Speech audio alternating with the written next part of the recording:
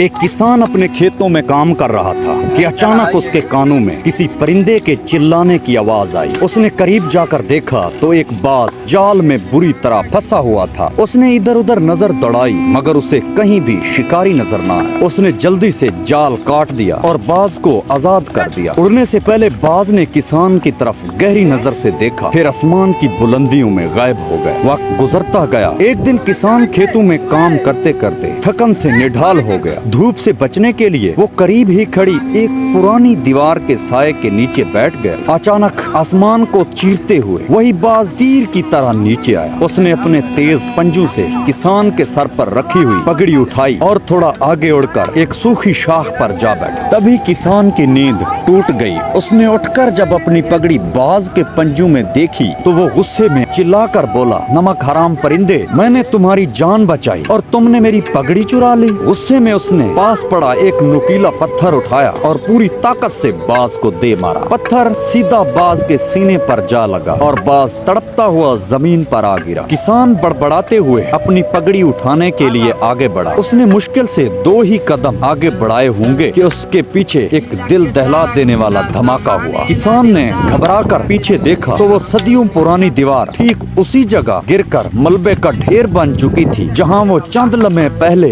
गहरी नींद सो रहा था। अगर किसान वहां से अपनी पगड़ी लेने के लिए ना उठता तो वो उस भारी मलबे के नीचे दबकर मर चुका होता। किसान को सारी हकीकत समझ आ गई कि बाज ने उसकी पगड़ी नहीं चुराई थी बल्कि दीवार को हिलता देखकर उसकी जान बचाने के लिए उसे वहां से हटाया था। किसान रोते हुए दौड़कर बाज के पास पहुंचा लेकिन बहुत देर हो चुकी थी। उस परिंदे ने अपनी जान देकर किसान का एहसान चुका दिया था। कभी कभी जो चीजें बाज़ाहिर हमें नुकसान लग रही होती हैं, हकीकत में वही हमें बचा रही होती हैं।